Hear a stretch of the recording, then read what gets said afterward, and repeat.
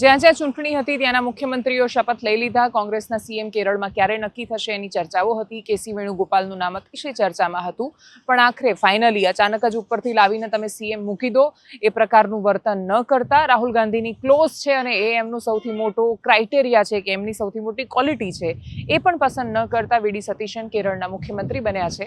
કેરળ ફરી એકવાર દક્ષિણ ભારતમાં કોંગ્રેસ પાસે વધુ એક રાજ્ય ઉમેરાયું છે અને આ નિર્ણય એ પણ બતાવે છે કે કોંગ્રેસ હાઈકમાન્ડે આ વાતને બહુ જ ગંભીરતાથી વિચારી છે.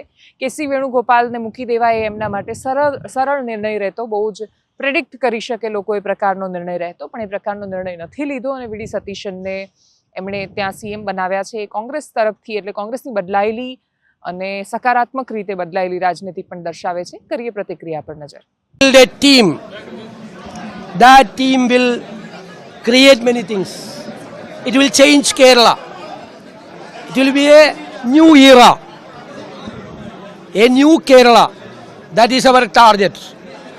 We know that we are going through the tough times. Fiscal situation of Kerala is vulnerable.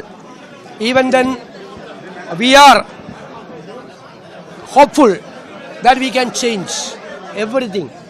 Sir, when are you meeting governor and when are you taking oath, sir? That I have to discuss with my party leaders and the coalition leaders. Then only we will fix the next procedures. Any call from Rahul Gandhi, any congratulatory call from Rahul Gandhi or K.C. Venugopal? Definitely, all the ACC leaders called me. They congratulated me. So there has been a delay including of with 11 days. No. In so many places, you have to go through that. They took time. Kerala, you know that there are galaxy of leadership is here. After a procedure, consulting with MLAs, MPs, senior leaders. અને છેલ્લે અંધાધૂંધી ભરેલા વિશ્વમાં એક એવા સમાચાર કે જે સમાચાર બહુ જ નાના છે. ટેકનિકલી આદર્શ રીતે કાયદાકીય રીતે જોવા જઈએ તો એવું લાગે કે હા ઠીક છે, તમે એક મકાન બનાવ્યું, જમીન તમારી નહોતી અને એટલે જે મકાન પર તમને રહેવાનો અધિકાર નથી, 40 વર્ષ રહ્યા, સરકારોની કૃપા રહી, આભાર માનજો, બાકી ખાલી કરીને જતું રહેવું જોઈએ. જેનું ઘર, જે લોકો સરસ મજાના ઘરમાં રહે છે અને સાંજે સૂઈ જવા માટે જેના માથા પર છત છે, એ લોકો બહુ સરળતાથી આ પ્રકારના વાક્યો બોલી શકશે. બાકી પીડા તો એને ખબર પડે ને જેનું ઘર તૂટતું હોય આંખોની સામે. જામનગરમાં ડિમોલિશનના દ્રશ્યો સામે આવ્યા અને એ ડિમોલિશનમાં બહુ વર્ષોથી, 40 જેટલા વર્ષથી એક જગ્યાએ રહેતા બહુ જ વૃદ્ધ થયેલા વયસ્ક એક દાદા દાદી છે, એ બોલી રહ્યા હતા. એમાં તમે દલીલ કરવા જાઓ કે આમાં સરકારની ટીકાનો પણ સવાલ નથી. સરકાર પણ જ્યારે કોઈ નિર્ણયો લે છે ત્યારે એમના માટે એ બહુ જરૂરી નિર્ણયો હોય છે, પણ તમે જ્યારે એમને સાંભળો છો ત્યારે આપણને એવું થાય છે કે આપણને પીડા થાય છે. એ જ કદાચ બતાવે છે કે આપણી અંદર માણસ શેષ બચ્યો છે અને આ સ્થિતિમાં કહેવા માટે કશું જ નથી, માત્ર તમને સંભળાવવા માટે એમનો અવાજ છે. કદાચ આ અવાજ સંભળાય અને એની કોઈ અસર થાય. સાંભળીએ. આજે કોણ ને કાલે કીધું आता इंटर આપણે ના બોલો અમને ઠરી જાય તો आता માથા ચડતા આવ્યા. હવે થવા દે, ભલે થાય જે થાય. આ ઘણી થઈ જાય ખેલ બધું. હા ખેલા પાણા માં હાથ હા પાવડો પડાય. અરે હું સમજીને ભરાવજે.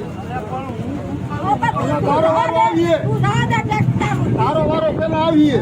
તારે માથે આગે બધું. આ એક પાવડો નહીં મળે. સમજો ભરાવીએ ને વારો આવીએ.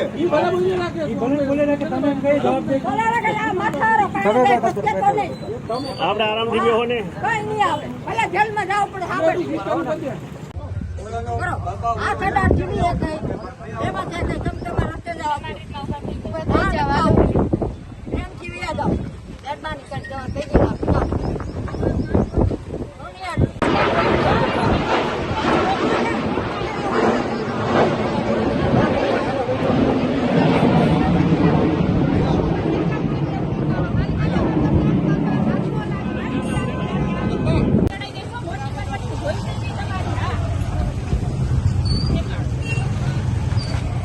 ગાડી ક્યાં?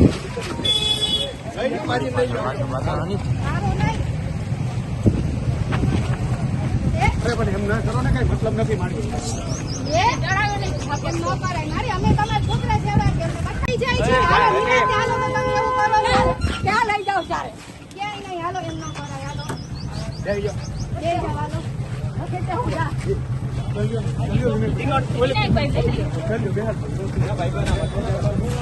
બે આપજો, વાંધો નહીં. હવે કઈ રે મતલબ નથી. આ ઓલી બાજુ હાથ લઈ લે ને. ઓલી બાજુ હાથ લઈ લે. એનાલિસિસમાં અત્યારે બસ આટલું જ. જો આપ અમને યુટ્યુબ પર જોઈ રહ્યા છો તો સબસ્ક્રાઇબ કરો, ફેસબુક પર જોઈ રહ્યા છો તો ફોલો કરો, વિડીયોને શેર કરો. નમસ્કાર.